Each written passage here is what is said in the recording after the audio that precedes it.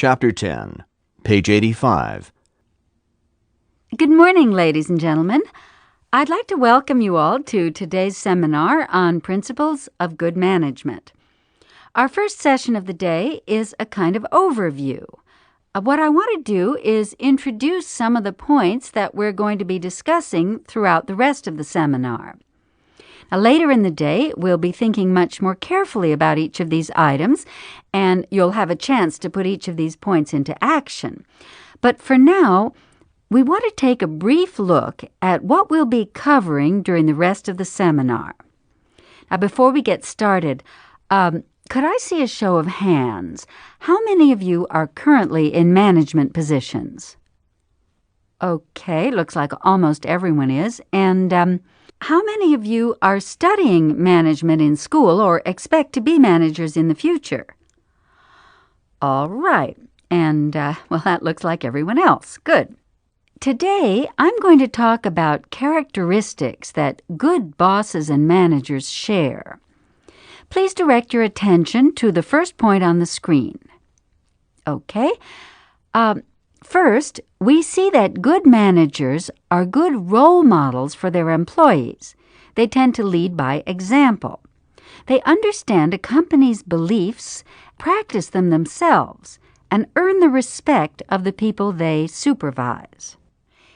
Next, we see that another characteristic of effective managers is that they see the unique strengths of their employees and try to utilize those strengths in their organization.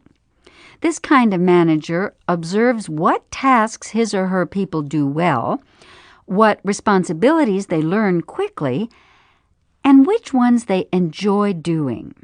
And a good manager will reward them by giving them tasks that encourage the use of these skills. Now, excellent managers want their team to grow, to take on additional responsibility, and to mentor others, and they do what's necessary to make that happen. As this next screen shows, good managers understand the direction their organization is moving in and embrace that vision and communicate it to the team, all the while being focused on the company targets. These people also expect their employees to meet the standards they set. But a good manager will always give employees the tools and opportunities to do so. And not only that, but a good manager will check up on employees to make sure that they're working toward meeting those standards. Now, that doesn't mean being a micromanager. It doesn't mean that you should be checking up on every detail of a person's work. No one likes to be micromanaged. It's not only inefficient, but it tells your staff that you don't believe they can do the work. Trust that the people you hired are capable of doing the job. And you'll have to accept that mistakes will be made. In fact, a good manager uses mistakes as teaching or training opportunities. Ultimately, managers that spend their time micromanaging employees are just plain ineffective because they should be spending time on projects that truly need their attention. Next point. A good manager delegates tasks that don't need his or her attention. This allows people the chance to exhibit willingness to take on responsibility. We'll talk a lot more about that later, but it's vital. As we see here, I also believe that a great manager has a personal life. He or she makes time for family and friends and leisure time activities. Why?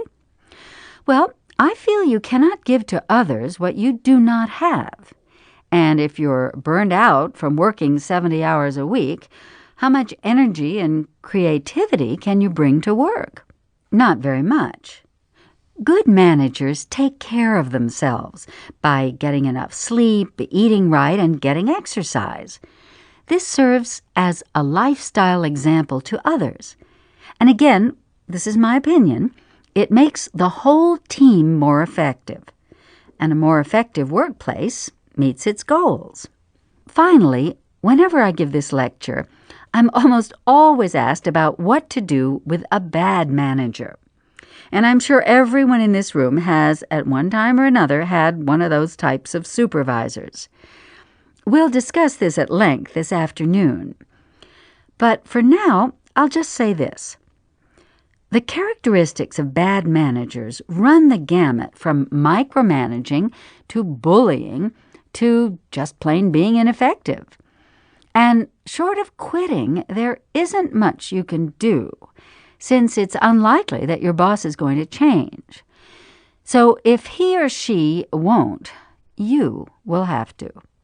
You may have to work around your boss to get things done, or make connections with others in key positions in other departments so that your productivity is minimally impacted. Don't let this person stop you from achieving your goals.